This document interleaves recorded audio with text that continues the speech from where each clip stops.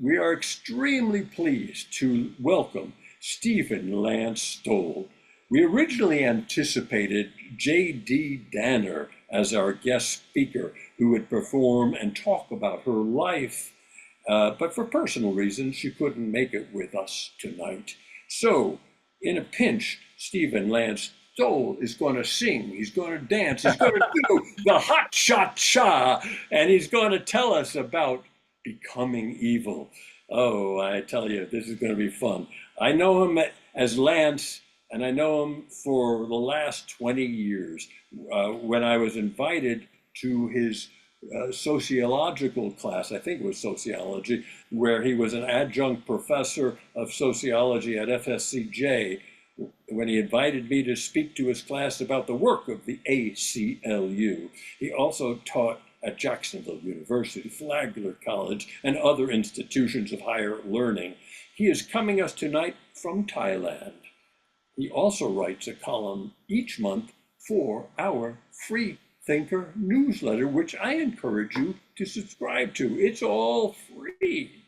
This discussion tonight is titled Becoming Evil, How Ordinary People Commit Genocide and Killing, based on the writings of psychologist James Waller. After the presentation, please use the Zoom hand raise feature found at the reactions button. Should you prefer, you may message a question via the Zoom chat during our Q&A. Please note, we are recording the presentation for posterity and uploading to our YouTube channel.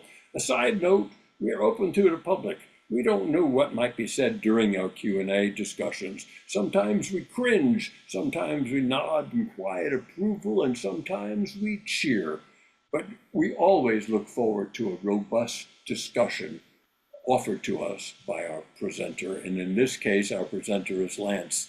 And we appreciate you, Lance. Let's begin by appreciating Lance for graciously offering us his time, expertise, and insights on short notice, by the way. And now, Lance, we are all yours.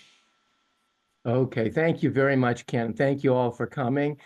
Please, I apologize. My camera seems to be unstable, so I'm coming and going. I hope the sound is fine.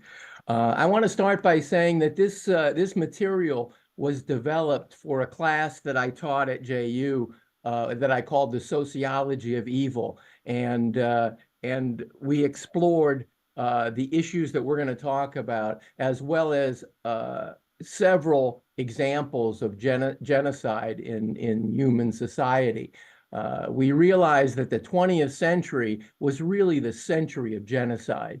But we realize also that the Native American experience was a genocide and a variety of other situations. So the class begins discussing why human beings treat one another this way and why genocide happens and it continues to happen. You know, at the end of World War II, people said never again, and yet it's happened again and again, from Rwanda to Cambodia, and now we see situations in the world again.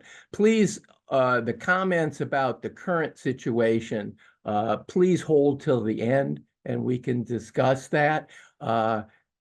Without getting political on the issue, I would argue that we're not looking at a genocide in Palestine. We're looking at evil and terrible behavior, but I'm not sure that it could be called a genocide. And you'll see as we go through the material from Waller why I would say that. The other caveat I wanted to say about the class is that Waller's book, Waller was a psychologist, and his book was one of the textbooks that I used, but I also found a really interesting book that you might want to look for. It's a very small book called Black Edelweiss. Black Edelweiss was actually a diary written by an SS soldier who entered the war at the age of 17, very late in the war, completely propagandized by the German government. And he wrote this book while he was in a prison camp. And it's really interesting because it begins, he's really rah-rah Germany and the Nazis. And while he's in prison with Haas, one of the prisoners is the guy who was the head of Auschwitz concentration camp. And the book is interesting because you see the boy's evolution from what he was told by German propaganda to the truth. And one of the points that he makes that I remember my students really attracted to is that the winners get to write the history. And that is a very important thing as we look at history. And anyway, so those are some of the caveats that I wanted to make before we begin. Okay, so again, we focused in the class, and Waller very much focuses on the Holocaust, the German experience, because of the record keeping and the documentation and how we know so much about it. But remember that in the late 19th century, we had a genocide in the Congo, where the country of Belgium killed well over 1 million Black Congolese. We had the Armenian genocide, where the Turkish killed millions of Armenian Christians. And then later on, we had Rwanda and Cambodia. So this was, although the German experience is perhaps the most documented, it's certainly not the only Holocaust, genocidal Holocaust. The other thing that my students found interesting is we looked at the motivations behind these different genocides, and I laugh because it's so crazy, but the Cambodian genocide is probably the craziest of all genocides, in that the people who got killed in that country were the smartest people in the country. I mean, this is why Cambodia today is in so much problems. They literally killed all of their intellectual people in that genocide. So each genocide that we studied had different motivations, but the results, of course, were the wholesale slaughter of millions of people. So, okay, so let us begin with my PowerPoint, if I can bring it up.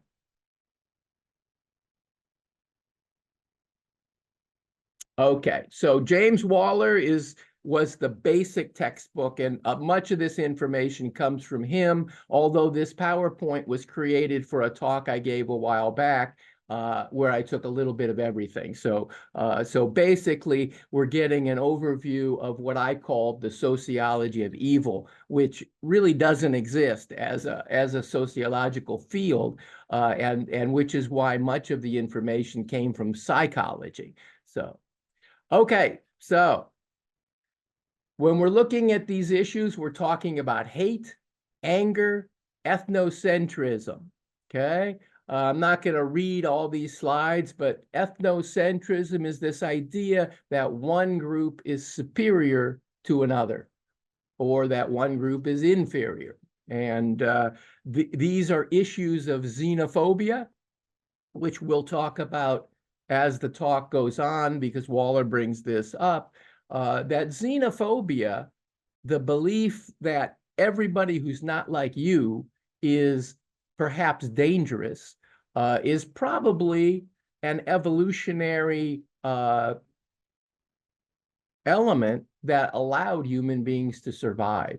And I always brought up the idea that we have an appendix in our body that can kill you today. It has no value today. But scientists tell us that the appendix thousands of years ago probably emitted some kind of chemical that allowed us to eat raw meat. and it probably had a very valuable function. But now it doesn't help you, but it can kill you. And I see xenophobia very similar. If you were not xenophobic 100,000 years ago, you were likely to be killed by other people. So it was a survival mechanism to be fearful and cautious around people who were different from you.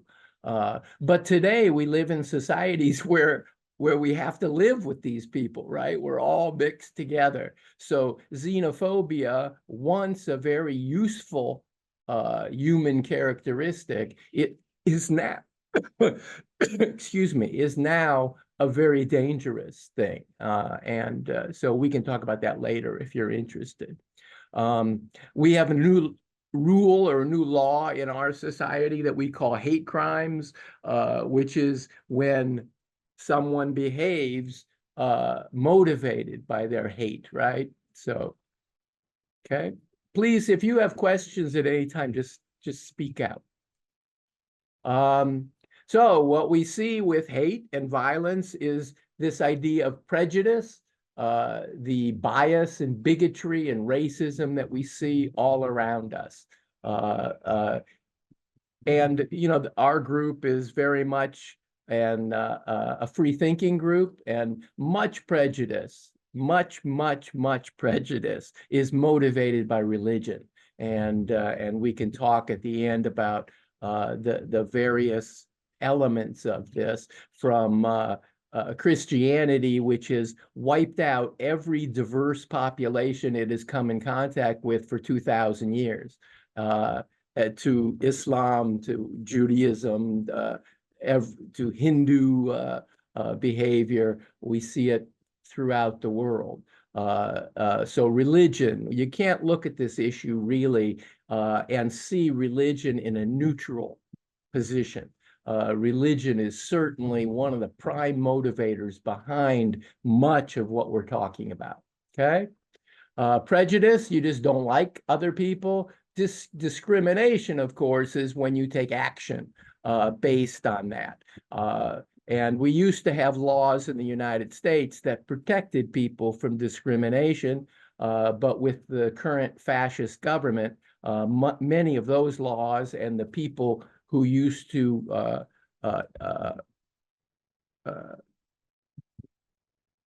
enforce them under the DOJ are now gone. The DEI and all of those things were very much policies that reduced discrimination.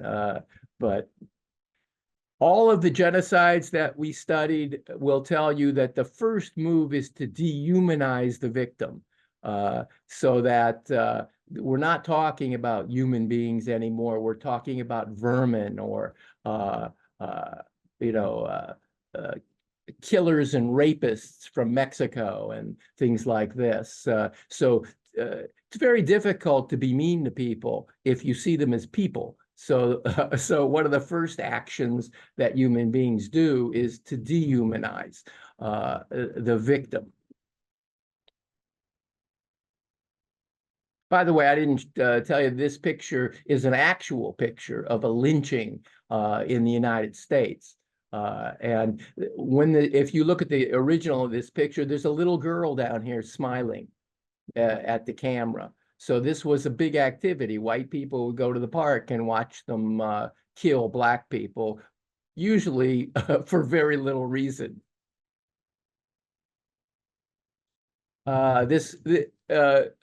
Putting this guy on here was a little dates my PowerPoint, but the dialogues that we've had in the United States have been permeated by people like Limbaugh, who just spew hate and division in a society.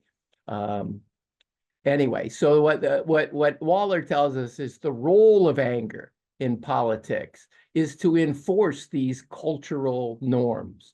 And you know, again, in America today, we have so many examples of mostly white Christians using their anger and emotion to drive cultural positions. The fever today against trans people in the United States is really a perfect example. This whole argument about gay athlete or trans athletes is really amazing that there are thousands, tens of thousands of athletes in the NCAA, and perhaps 10 of them are trans. And now, if those 10 athletes were number one in all of the fields of the NCAA, one could understand why there's an anger with this. But the reality is that I think the best one was the swimmer who came in 5th place in a competition. And yet we have all this anger and hatred towards trans people. Remember, in Germany, the Jews only made up about 2 to 3% of the population, maybe less than that. Now, we'll talk later that their level of success in German society was a whole lot better than that. But by numbers, it was still a very, very small group in the country. Okay. So a lot of these things are socially constructed, meaning they're made up. There's not reality. Things like racism and anti-Semitism are constructed by society, and usually constructed by people who have a lot to be gained by dissing the other group. Anti-Semitism, again, is probably the most studied because of the Holocaust and perhaps the academic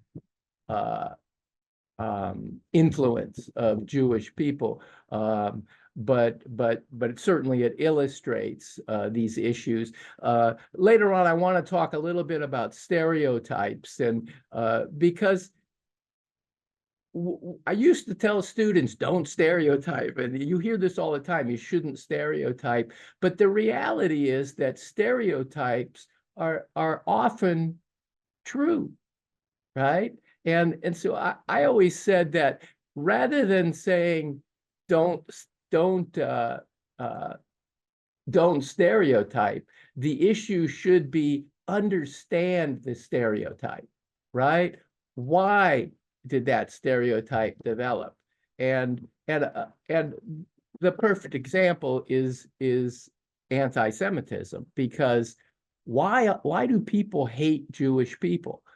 Even non-religious people hate Jewish people. And it is true that in many modern societies, like the United States, Jews have obtained a level of success that is way bigger than their numbers.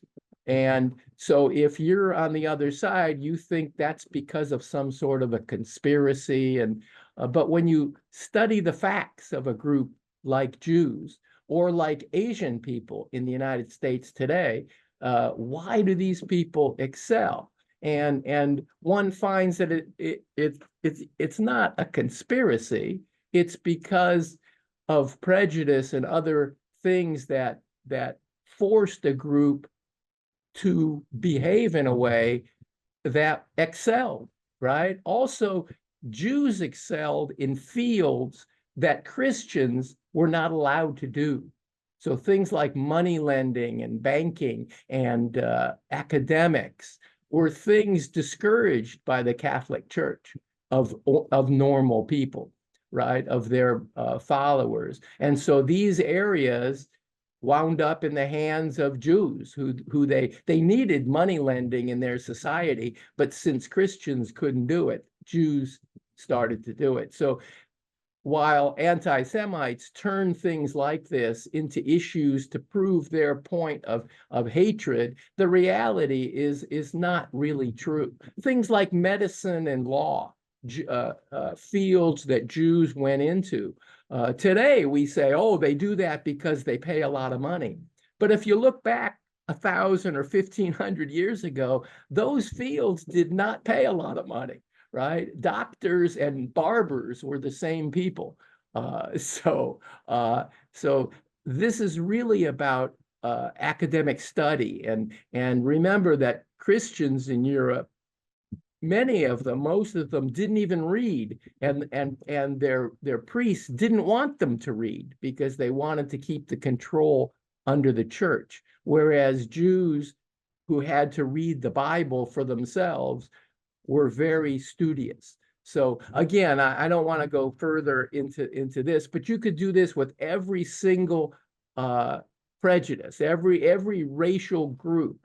And when you look at what differentiates them from other groups, you'll find issues like this that are not based on the group trying to outdo the other group. They're based on the survival mechanisms that group had to use to survive in that society. And anyways, the anti-Semitic one is the easiest to look at, but lots of others. In America, are Black people better athletes than white people? Right. I had a lot of Black students in my classes in Jacksonville. And when I brought up this issue, boy, their heads went up like, oh my God, what's he going to say? And I don't think you can deny that African American people excel in sports, right? But why? Right? If Black people excelled in sports, Africa would win the international competitions all the time. That's where most of the Black people are, right? But they don't. Black Africans look like us. They're just like us. But African Americans seem to be much more muscular, right? Much stronger. Well, is that because of race, or is that because of slavery and breeding programs that were done in the United States? And again, these were issues that really made my Black students uncomfortable, but I don't think you could deny it. I don't think you could deny the fact that African Americans in general tend to be more athletic, but it's not a racial thing. In fact, when I look at the NBA and see 80% of those people running down the court that are Black people, makes me sad, because it reminds me why that's true, that these are the stock, the breeding stock that we white people in America used for slavery for 400 years. And so again, stereotypes are quite often true. And what we should understand is why they tend to be true, right? In Germany, Jews made up about 3% of the population, but they made up about 80% of scientists who won Nobel Prizes for the country of Germany. And that's undeniably true. Now, is that because Jews are smarter than other people? In America, who wins the spelling bee every year? Some little Indian kid, right? Some little Indian American wins every time. Is that because Indian Americans are smarter? It's because sometimes minority groups like that have to work so much harder to succeed. And instead of looking down at those people, we should admire those people. I just saw something on Facebook the other day that a Black kid, I think he's 14 or 15, graduated summa cum laude in his high school and got acceptance to 5 or 6 Ivy League colleges, right? Again, so are Black people now smarter? Achievement is often because of adversity and hard work, and groups like Jews and Asians in America today illustrate that, okay? But people who see it are threatened by it. Why do those people get to go to Harvard? Why do those people? And they think that there's some sort of a conspiracy behind it, okay? Certainly, an authoritarian personality is something that human beings tend to look up to. Again, this is probably goes back to our tribal times, when if you had a strong, smart silverback running your tribe, you did better than other tribes. Religions certainly perpetrated this idea of authoritarian personalities. And again, we're living at a time in America where the authoritarian personality is being honored once again. Okay, again, I'm going to go fast. Dehumanizations, when you make a group look less than human. We also infantilize. We do this to women. This is one of the ideas behind misogyny. That these little girls, we're going to take care of them. They're not smart enough to take care of themselves, right? And in Jacksonville, I put the role of Nathan Bedford Forrest here because in Jacksonville, one of the ways I know Ken is I led an effort to get rid of the school in Jacksonville named for the founder of the Ku Klux Klan and longtime slave owner and truly monster, Nathan Bedford Forrest. So certainly we dehumanized and infantilized Black people, and in many cases still do in the United States. Okay, so again, in this next paragraph, I talk about the different movements like nativism and anti-immigration movements. One could certainly call MAGA one of these such movements, motivated by xenophobia. We're better than them. We're number one, right? We hear that all the time. Look at the things in reality that America is number one at. It's not something that you would normally be proud of. We're number one at child murder and a variety of other lovely characteristics. But again, xenophobia has always been part of human beings and part of these movements. Okay. We have hate crimes in America that we keep track of, and certainly these are increasing, although very few are reported. So when you look at statistics of hate crimes, you're looking at only what was reported, and the vast majority are not reported. Okay. Programs like affirmative action were developed to try to make things more equitable, right? But now the word equitable, D-E, equitable, is discredited. And they talk about reverse discrimination, which is a very interesting phenomenon. Okay. I'm not going to read everything, so I'll zip through this.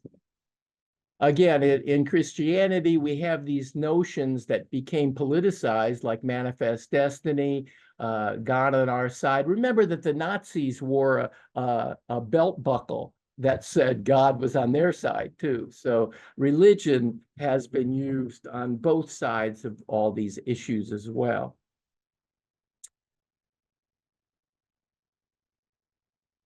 Benign prejudice is where you blame inequality on the targeted group, right? So again, Jews are doing so well, they're taking from us, right? They're taking from us. And this notion of reverse ethnocentrism comes up.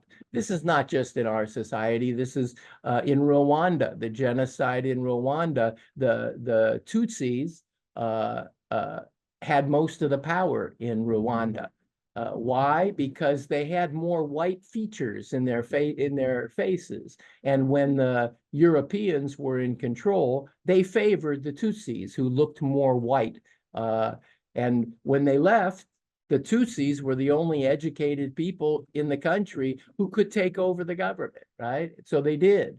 Well, the Hutus, the larger group in the country, were not real happy about that. And the Rwandan genocide was the Hutus against the Tutsis.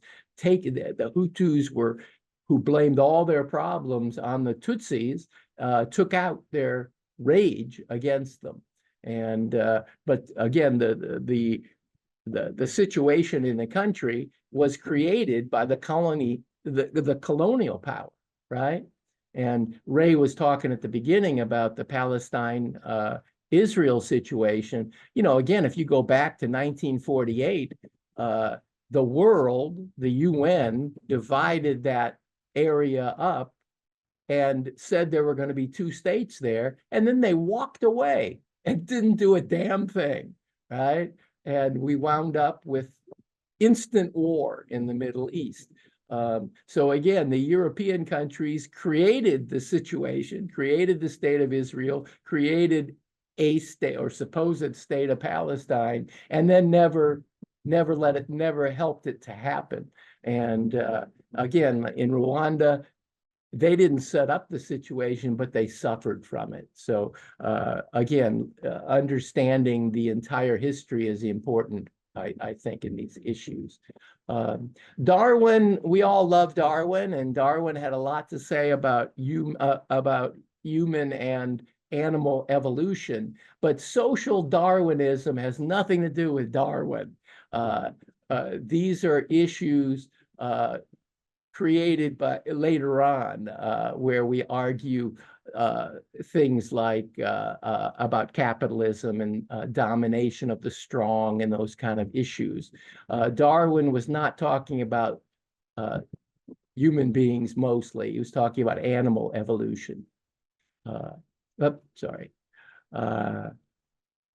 Okay, and then again, heredity, meritocracy.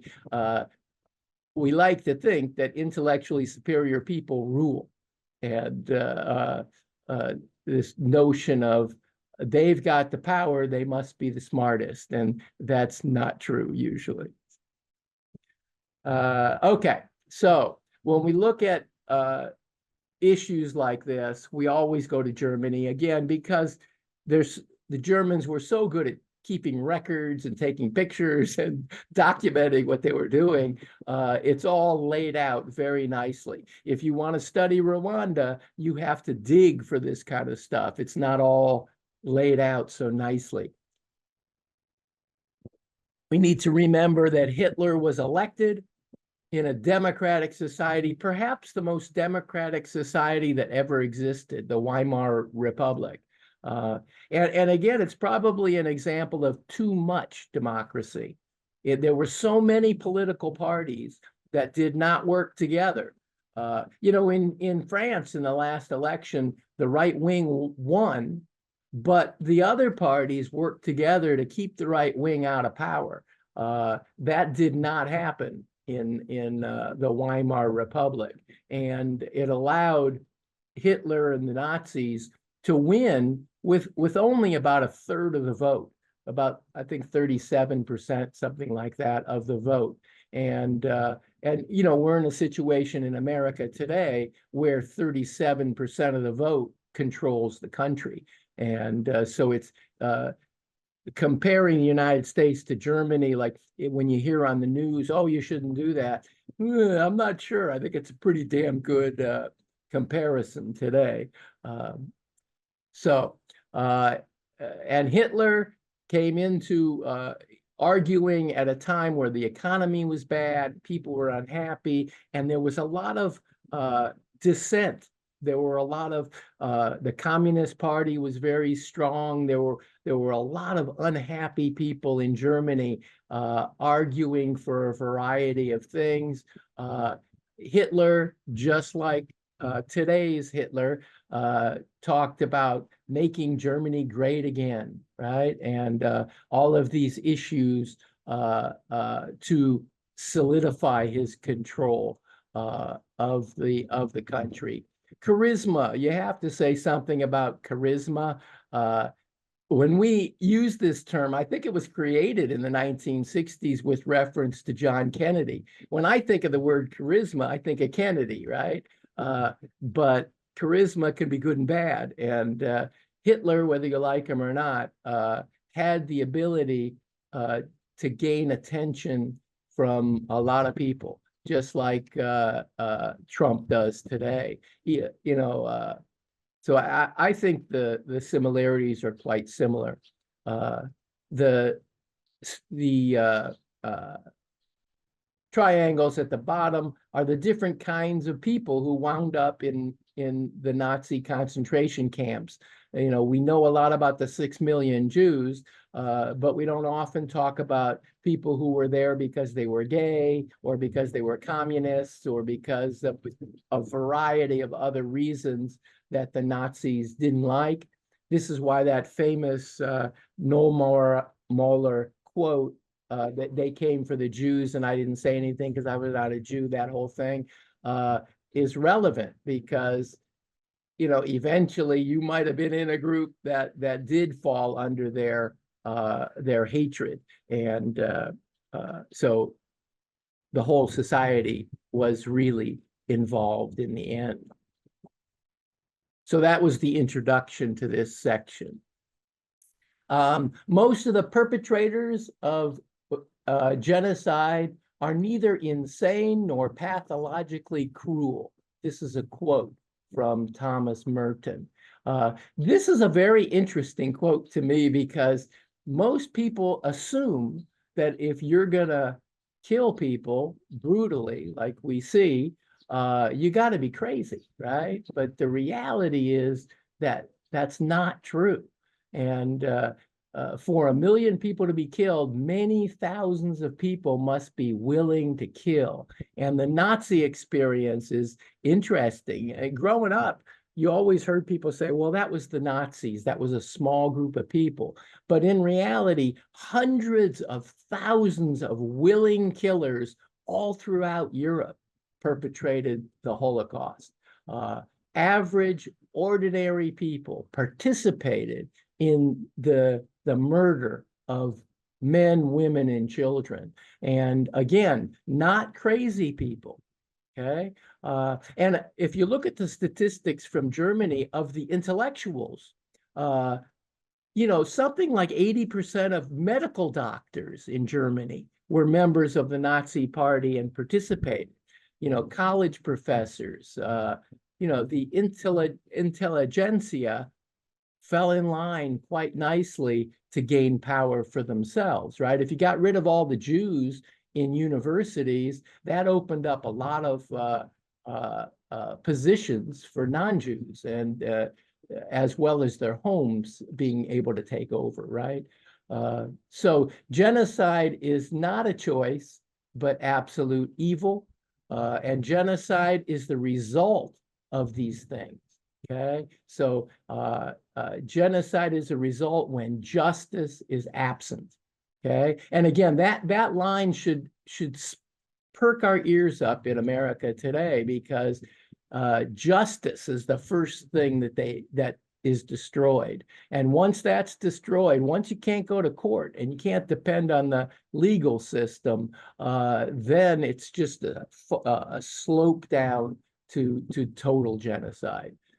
And again, in America, we need to defend the immigrants. Even though we're not immigrants, even though we don't think that we should open the border and let anybody come in there, you got to draw the line. You got to draw a line, and that's what we learned from studying a whole variety of genocides. This is a very interesting thing, because I remember saying once in a class that America has always been at war. And one of my students raised his hand and said, that's hyperbole, right? That's not true. And so I went home and I Googled the history of the United States and war. And while it's not true, the United States has always been at war, except for 20 years, the years between World War I and World War II, America has been killing somebody somewhere the entire time we've existed, right? First, it was Native Americans, and and then one war after another. America loves to say that we are peace-loving people, but the reality is we are probably the most warlike people that have lived since the Roman Empire. And it's not just America. Look, on average, 3 high fatality struggles have been in action somewhere in the world at any moment since 1900, right? So there have been and continue to be lots and lots and lots of wars and violence.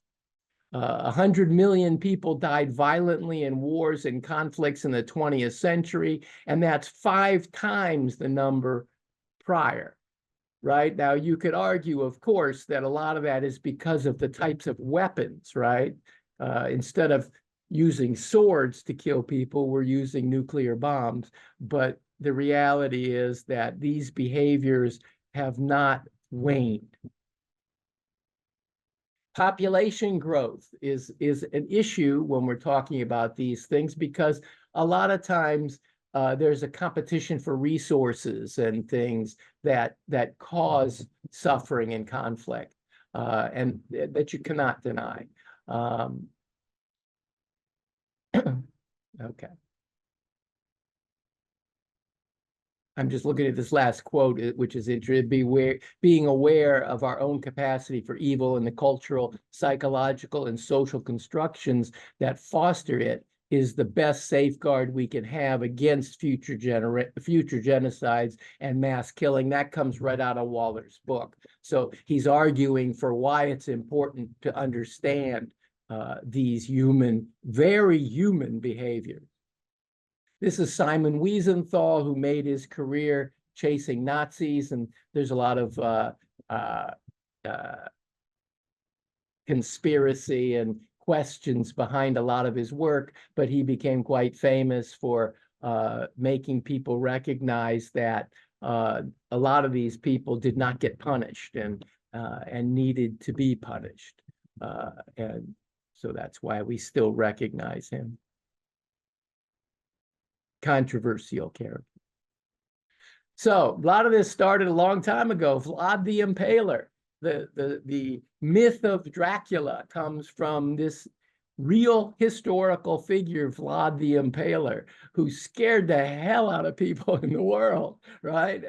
But if you go to Transylvania, you'll find that he's a hero. He's an unbelievable hero. What did he do? He stopped the Muslim invasion of Europe.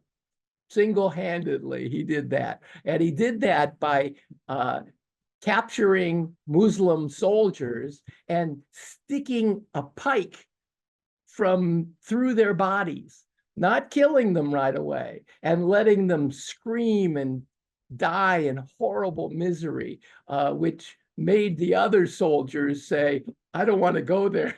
They went home. And so we recognize this guy as the character for Dracula, but in reality, he was a really horrible warrior.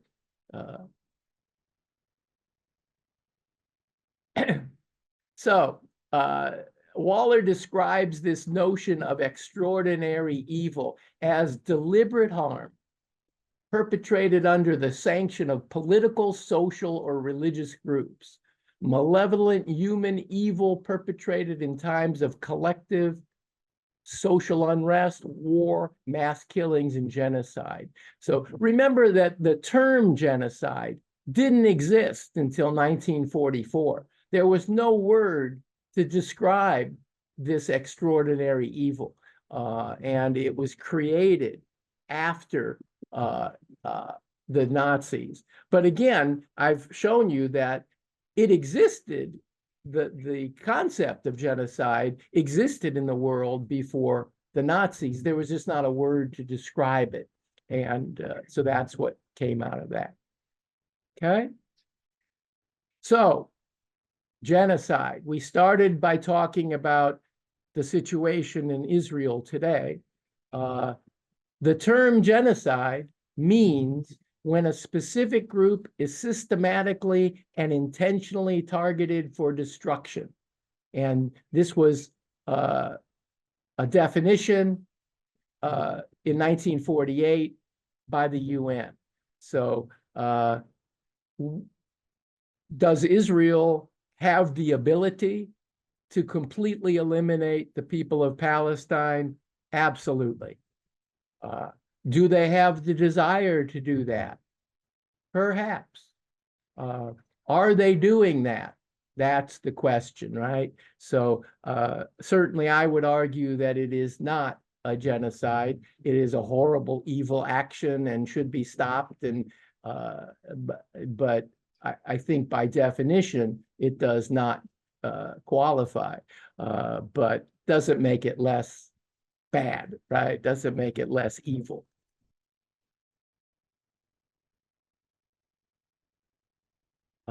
Okay, so the killers, who were the killers? You know, again, when you watch movies, when you talk to people intellectually, we talk about this small group of Nazis who did all these bad things. The reality is that most of the killing was done by civilians and by many times even non-Germans, right? Ukraine, which is, you know, I'm certainly a proponent of Ukrainian freedom today, but the Ukrainians were brutal against the Jews in World War II because Christian hate of Jews was long perpetrated and very strong in Europe by the Catholic Church.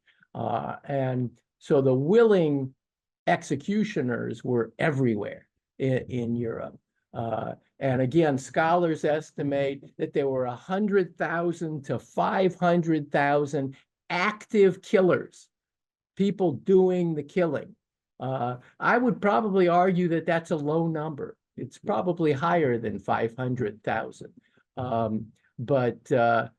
So even if you watch movies about concentration, you know, documentaries about concentration camps, you know, they had 50 or 100 soldiers or SS people controlling the camp, and much of the killing was done by others. And again, this is true all over Europe. In fact, the Germans in many cases were surprised by how easy it was to get people in countries that they took over to help them to do the killing. So, and again, why was that? A lot of that was because of Christian anti-Semitism. A lot of it was about greed. You know, if you got rid of these people, you could take their stuff, you could take their jobs, and benefit from their removal. And many did.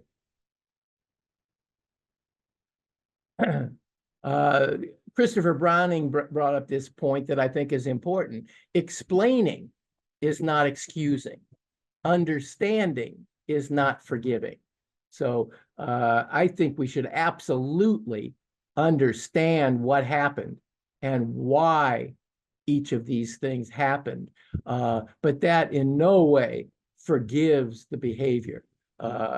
Again, we as Americans should understand the brutality and the mistakes that we made in Vietnam. That doesn't mean that the guys that went to fight in Vietnam are evil. You know, they were just doing what they had to do, what they were told to do. But the result is certainly evil. I mean, you know, we killed well over 2 million people who were doing nothing but fighting for their own freedom, who had been fighting for 1,000 years for their own freedom. And something that Americans should have honored rather than tried to end. So understanding is very important to me. Okay, so remember, this is Waller's main point, is that ordinary people like you and me commit genocide and mass killing. You know, the philosophical question we should answer, or we try to answer for ourselves, is what would we have done? You know, many movies have been made where somebody behaves in a less than noble way, and we criticize them. You know, well, how would you act if you had a choice between your family being destroyed or going along? And you know, there aren't many people strong enough of character to resist. And this is why at Yad Vashem in Israel, where they honor the Holocaust, there are only under 2,000 people honored at Yad Vashem as the righteous, people who fought the Nazis.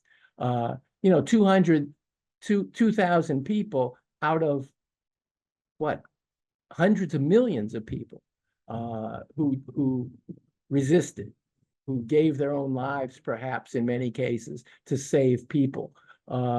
Very, very rare. Most ordinary people go along.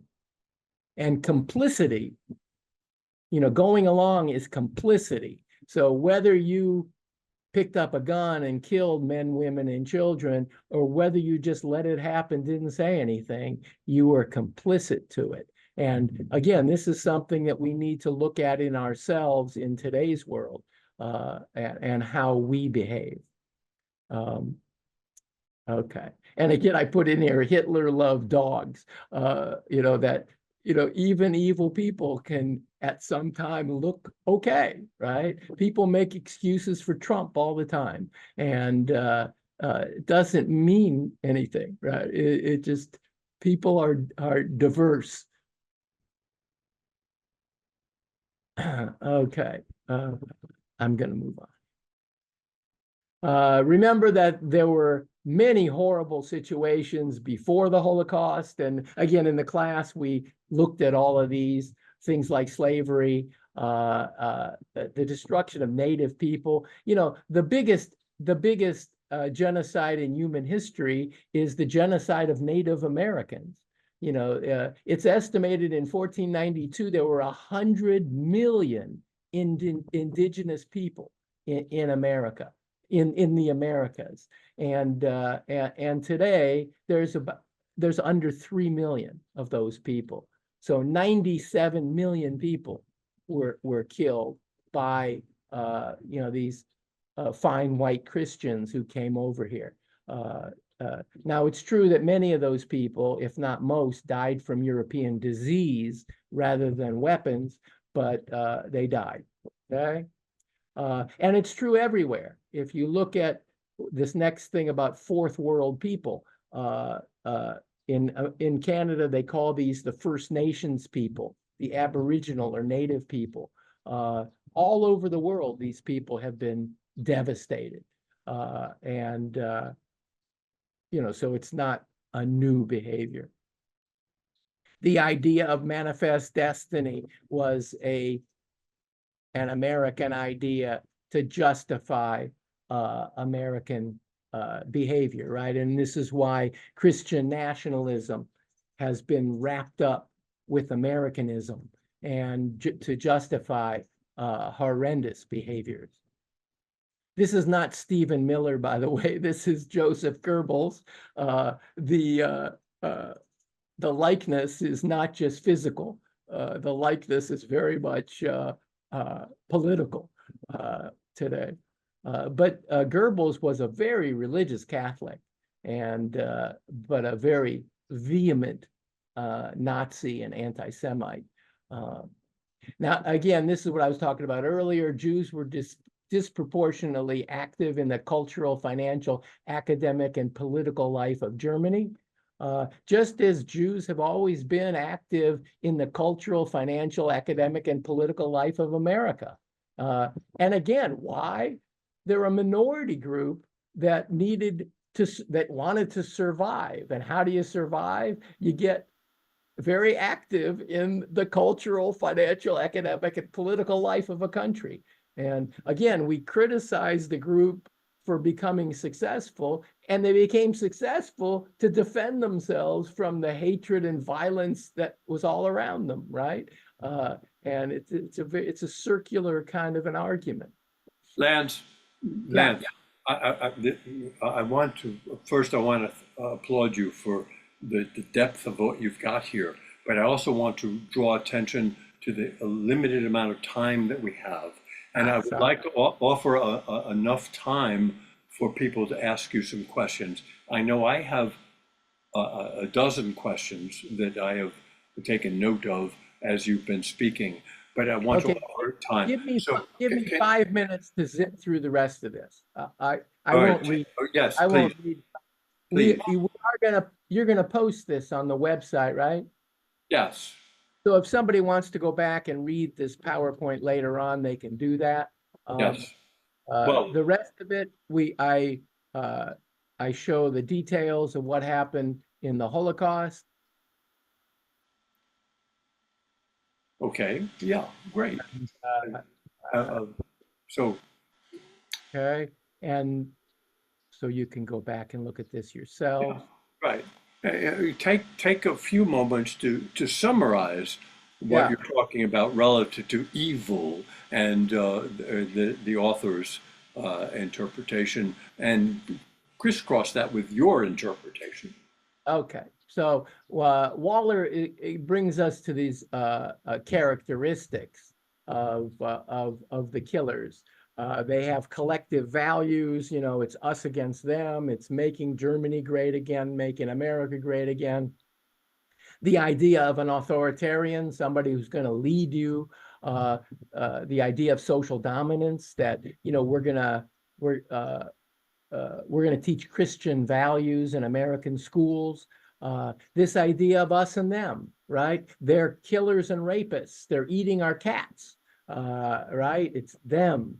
Uh, Blaming the victims, you know, that it's their fault, not our fault.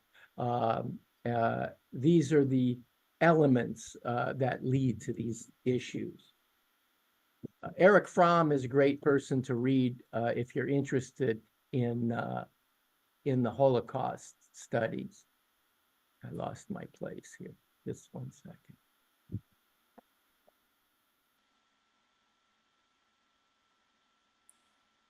Okay. I talked a little bit about where this all came from, and certainly this is very much uh,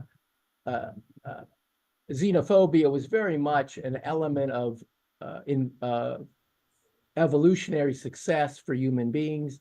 The great danger to people was not just lions and tigers and bears, it was other people. And so those of us that worked with other people many times got killed by them. And those of us that killed first survived to breed and move forward.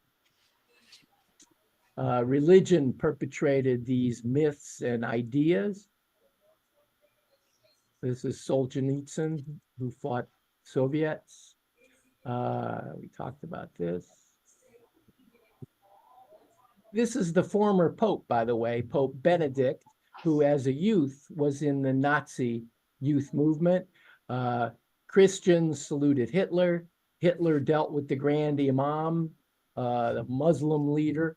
And in many Muslim countries, by the way, like Morocco, the Muslims helped the Jews to survive. But in many other countries, the Muslims turned in the Jews to protect themselves. All right. So Lance, let's wrap this up as quickly as we can, because there's a lot of people who've got a lot of questions for you, and Okay. I'm, Let me just go one more place. This yeah. euphemistic labeling is very interesting. If you listen to the woman who's leading the ICE strikes today, the former governor, using lots of euphemistic language to describe what they're doing. But you know, we don't talk about killing people. We talk about ethnic cleansing or the final solution, those kind of things. All right. Okay. All right. So, Lance, I want to very much appreciate everything you've done, and I really appreciate you filling in at the last moment. Before we go to other people's questions, I have got a question for you, Lance. Yeah. And maybe we can take your PowerPoint off of the screen so we can see the folks.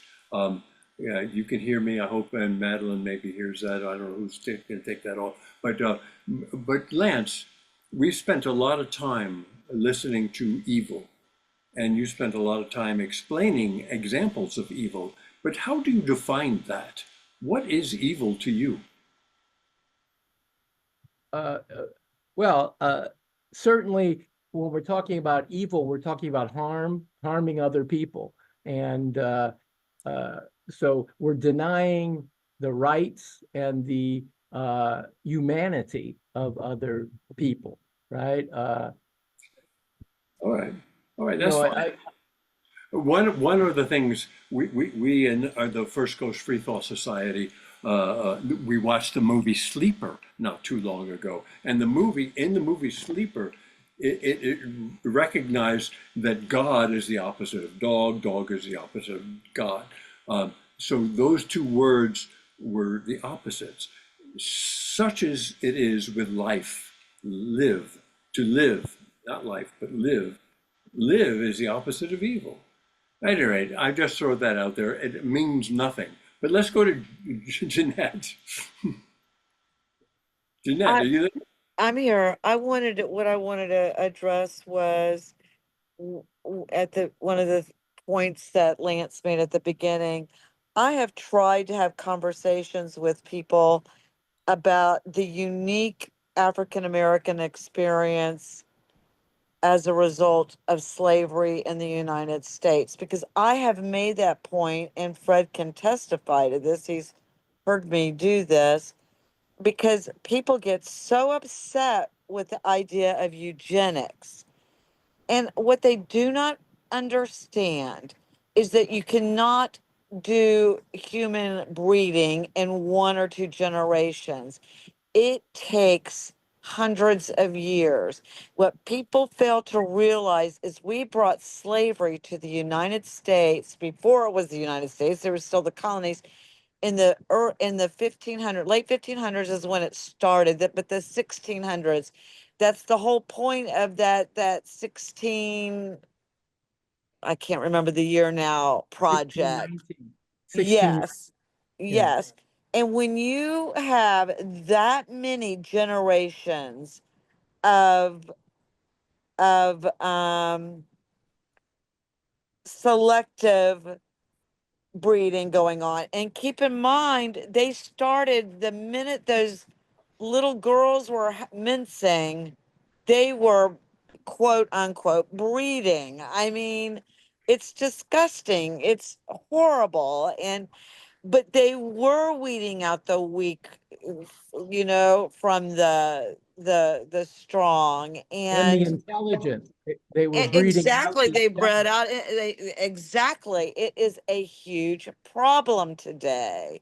So I don't it's insulting to some people. They want to think about eugenics, but this is a 600-year experiment that happened in the United States, and it bears the fruit of those,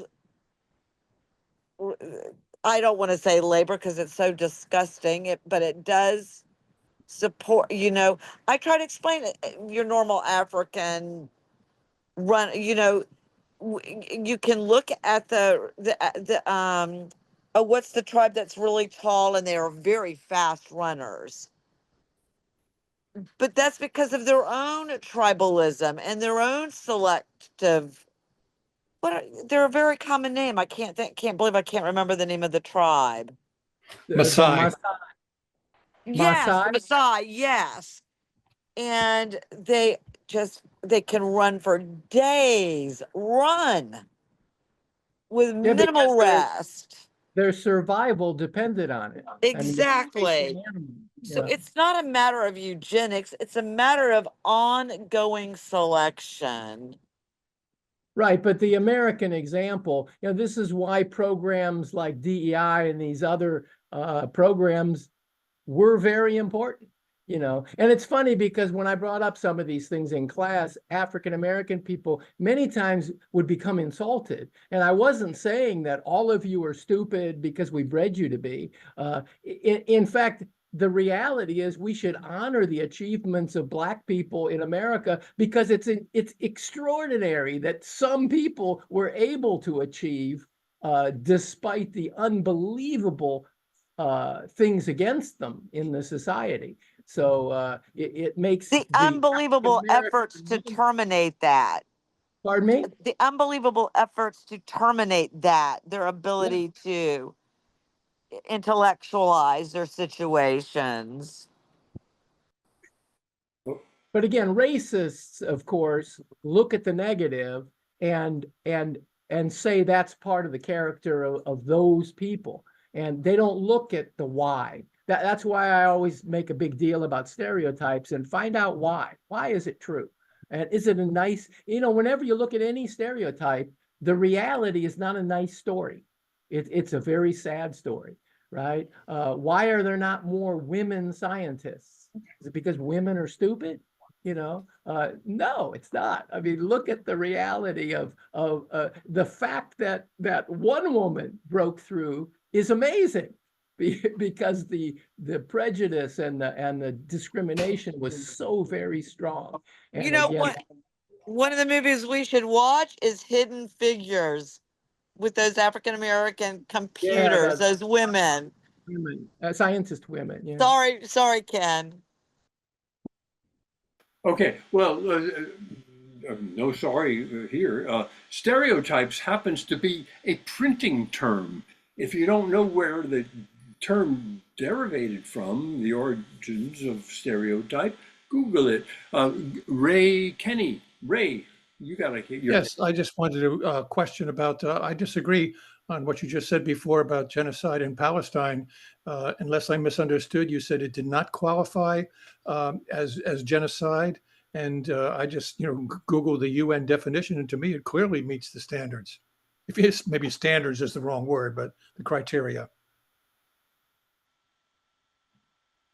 Again, I don't want to argue politics. I think that, genocide clearly is the destruction of a group of people. And I don't think this can be characterized as that. Again, is it a nice thing to shoot at women and children and kill them and kill journalists? And no, none of that's nice, and I don't approve of any of it. But again, I don't think it's a genocide. And the Israelis are certainly in a position where they could just wipe all those people out, and they haven't. So, Well, they're making a damn good and try just of it. I Okay, don't I'll call let it you go on. genocide doesn't So- mean I'm saying it's a good thing. So I want to say something to this, and I'm actually half normal and average. I see both sides, but we all have to realize that when it comes to genocide, murder 100 years ago was different than it is today. Our level of engagement and our level of judgment has changed, and I'm pretty sure that I think Gaza is a genocide. It's just a slow-moving genocide. It's a genocide adjusted for modern times, because a genocide like under Hitler would not be accepted by the majority of the countries around the world. We have different levels. Like this, it's a slow-moving, but I do think as well that it's a genocide. I agree with Ray there. I don't Man- have any. man I don't have Stewart. any deep objection to using the term. If you want, I just No, I'm just saying. pointed out that from a sociological point of view, I don't think it Yeah. can be. But again, it's a terrible behavior. It shouldn't happen. The world should say no. Again, I'm completely on board with that. I just think the term is very specific. That's why they created a term for that. There were people killing people all over the world forever, but we didn't have a special word for systematic killing of a group of people until they created the word genocide. So let's do us all a favor and use your hand emoji on the chat issue at the bottom of your screen, and push that button to show us that you're interested in saying something, because we'll get to you. We're not in a big rush. We want to get to everybody. I want everybody to have an opportunity to speak, but I want to do it in some sort of manner that we can all have a fair exchange, and we want to give Lance the opportunity to respond to everybody. So, David. Can I just say one more thing that I didn't get in, and that's the work of Stanley Milgram and Philip Zimbardo, two psychologists that you might have heard of. The Milgram experiment was done in the 1950s, 60s, where he took ordinary people and in a laboratory created conditions where ordinary people wind up doing really horrendous things, electrocuting people because they were told to, right? And he found that a huge number of people just did what they were told, especially if the person telling them had a uniform or a lab coat on. And the Milgram experiment has been done over and over and over again, and it shows a huge propensity of people just to listen to people in authority, even when they're told to do things that they know is wrong, right? And Zimbardo was a student of Milgram who went on to do the Stanford prison experiment. You've probably seen videos of this, where he gave kids a club and told them they were the guards and said, these are the criminals. And the experiment had to be suspended in the end because there was so much violence done by the guards against the other kids that he thought somebody might get killed. And at the Abu Ghraib trials, when American soldiers were tried for torturing Iraqis, Zimbardo testified in that trial as well, arguing that the perpetrators of that violence were just doing what the CIA told them to do.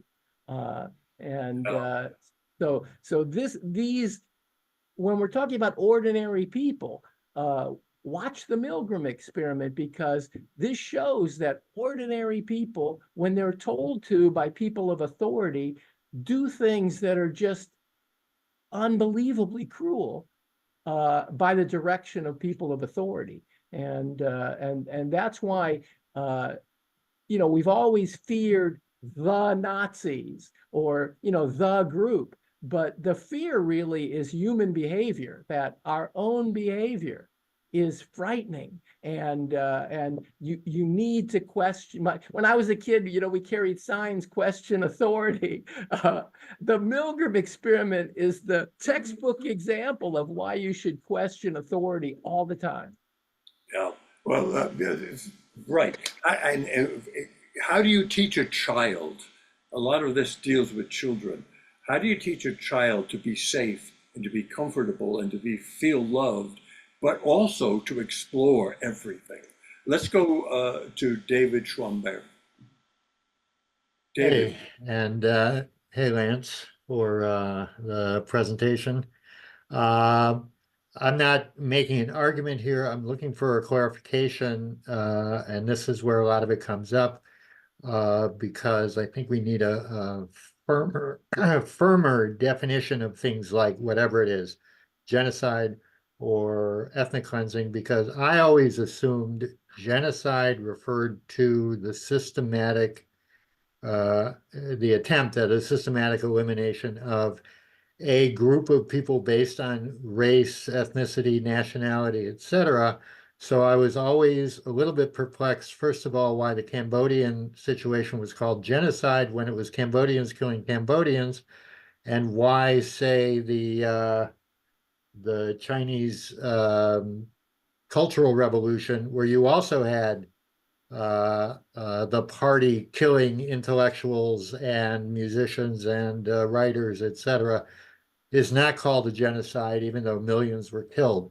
And I think, I'm just looking for a clarification. When does it count as genocide, and when does it count as something else? And why does the Cambodian situation fit the term, or why is it used for them, and why is it not used for the Cultural Revolution in China? Yeah, I think that's a brilliant question. And why isn't it used for what Stalin did in the Soviet Union? I think it's in the eye of the beholder, and a lot of that's why our discussion earlier about Palestine and is in the eye of the beholder. The Cambodian situation, I think, was about power. The people in power got rid of the people who might challenge them for power, similar to the Rwandan genocide. The Rwandan genocide, a little bit different in that there was a historical, cultural tie to it, that these people never liked one another and saw the world in different ways. I don't think we should wrap ourselves so much in the terminology of genocide. And I think that Waller only used genocide and the Holocaust as a prime example. I think he was talking about the human propensity to do these things for their own benefit. and we see it throughout human history. And again, I argued that xenophobia early on in human society was not a glitch. It was a feature of survival. It was a necessary thing, like the appendix at the time, that has lost its usefulness. And one of the great scenes from the original movie, The War of the Worlds, if you remember, the Martians are parked in a field, right, in their ships, and the preacher goes out with his Bible to welcome them to Earth, right? He's going to be a nice guy. He's behaving like a welcoming Christian to the immigrants. And he's the first one that gets zapped by the Martians, right? And so, if you're dealing with groups that are trying to destroy you, being nice is probably not a good idea. And so that's why these things developed as survival mechanisms. David, I'm fascinated by the distinction your question makes between the different types of genocide in your question. And if we had another 2 hours, I'd love to get into that. But let's go to Wendell. Let's go to Wendell. Hello. Thank you. Hello, wonderful humans. Alrighty. So I've been bumbling around on the planet, like I've said a few other times. So I've learned that since no baby is born with any knowledge, it's usually the social construct. Now, sometimes that is based on superstition, not necessarily on science. All the wars, it's not like, the 500-year human war, it's the Spanish-American War, it's the French whatever war, it's the Japanese, whatever war it is, it's never a human war. People don't recognize each other as human because of the social construct, because of all the other false concepts. And we need this money in order to be alive on the planet. That whichever God it is the real God. And you have to harm somebody who is not worshiping your said God. That we're different races, ethnicities, nationalities based off of stuff that's arbitrarily, somebody says, hey, you produce more melanin, so you're somehow different. Anyway, it's a whole bunch of crap. There's no such thing as a bad, in quotes, human being. It's just people being hurt, whether it's their feelings, whether it's jealousy, whether it's whatever it is. And we can shift our paradigm once we start learning the science, see what the science says. And as far as the authority thing, once you start learning that that's a human being, why do I need to harm them? And if everybody were to say that, then bam, no more wars, because I could have food and shelter as opposed to the artificial lack that we usually, that's happening right now. If you look at Burkina Faso, where France had it's the former French colonies, and it's like where they say, hey, we'll manage your resources, your economy, whatever, your money, and we have the right of refusal, whatever. It's a whole bunch, all the economic stuff, it's all made up by human beings, and the end result is some sort of crap in a handbasket, if that's the saying.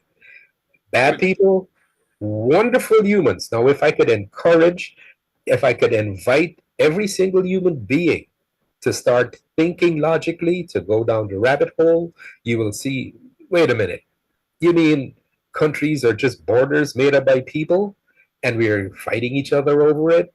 Like, we've got to take back our country. I don't know if you guys are familiar with that term. Where did you get your country from? All that wonderful stuff.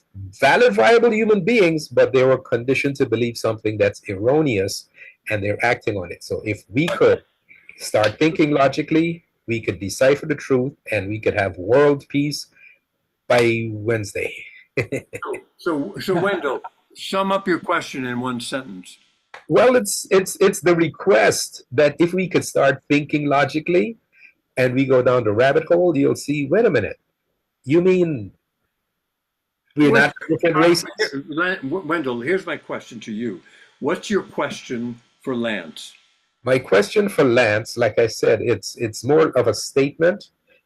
If we could start thinking logically, we could solve all these, so to speak, social ills. That's fine. Oh, great. And as we have to do that as individuals. Yes. Thank Okay. you. Thank you, Wendell. I appreciate your statement. I think it goes to what you were saying, Ken, about what about children.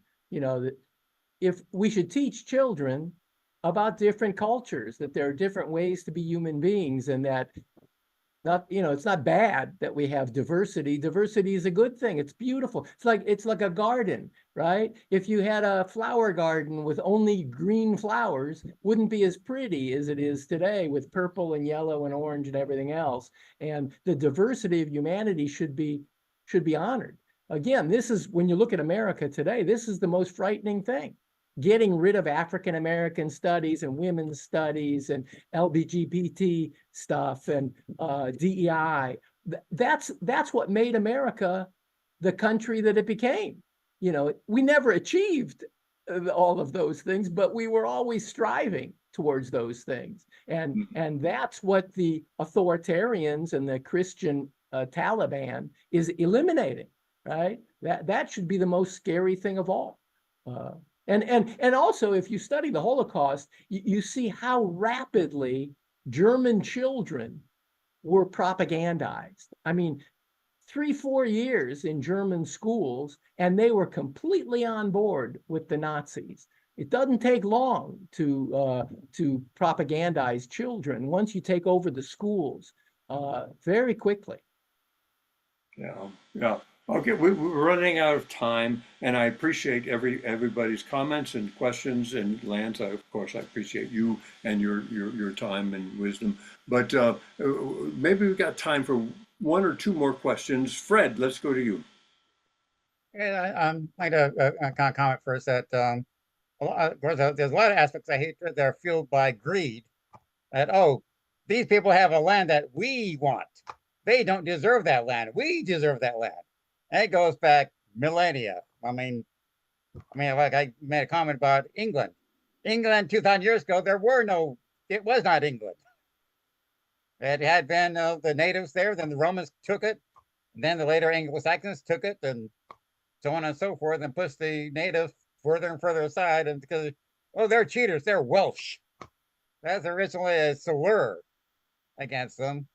But also like kind of that now Hitler, from my understanding, from what I've read, he never won a fair election. The Nazis were gaining political power in 1932, and Hindenburg was convinced to appoint Hitler because as a bulwark against the communists, because the communists were growing very strong politically. And then Hitler found an excuse to, prevent a whole bunch of people from voting, which is what's happening in our country now.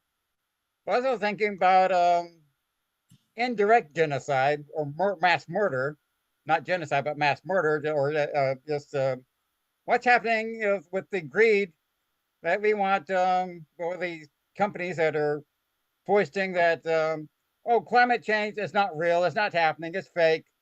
There's nothing we can do about it anyways. Because they want to keep making lots and lots of money. But it's already causing a lot of havoc around the world. Not as much as it might be in 50 years or so for current policies that our current government maintain. But that's like I said, they don't intend to kill people, but the consequences of what they're doing is like same with the tobacco companies. There's some scientists who tell them, yeah, there is a link between what you're selling and cancer. Well, they wanted to make money. They didn't want to kill people, but of course, their policies wind up causing a lot of deaths, and that's another form of killing people.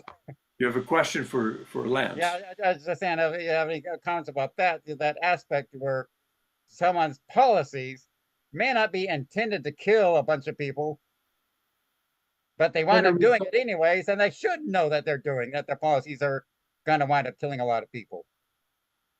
there are a lot of issues there, right? I mean, you can talk about the food industry that pushes fast food and such, causes a lot of human suffering for their own profit, right? So there's lots of evil. I think that maybe this is we've kind of gotten stuck with the term genocide in this discussion, and I think that's perhaps why Waller called his book Evil and not Genocide, because there are lots of horrible human behaviors that do not involve concentration camps, that are delivered in other ways.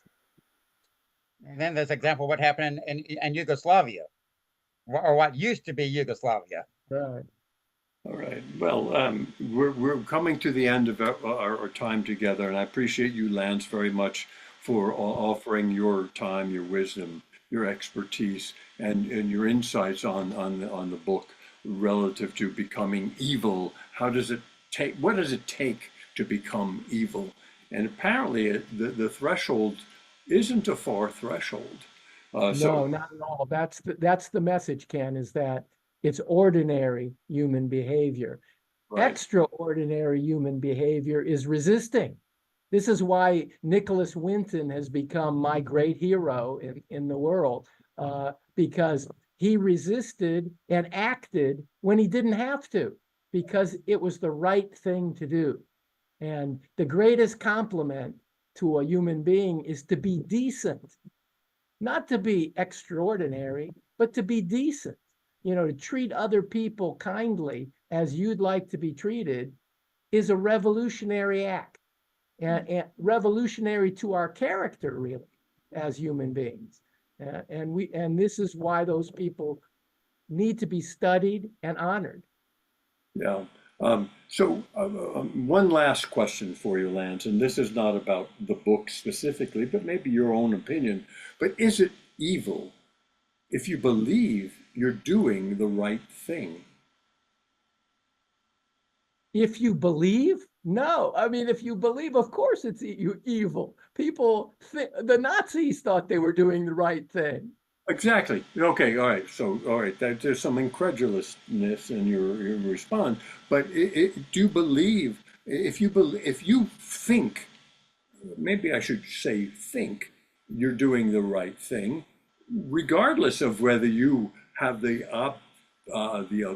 availability of time to look back on time, and you can say, this is bad, that was bad, this is bad. If only they knew what I know now.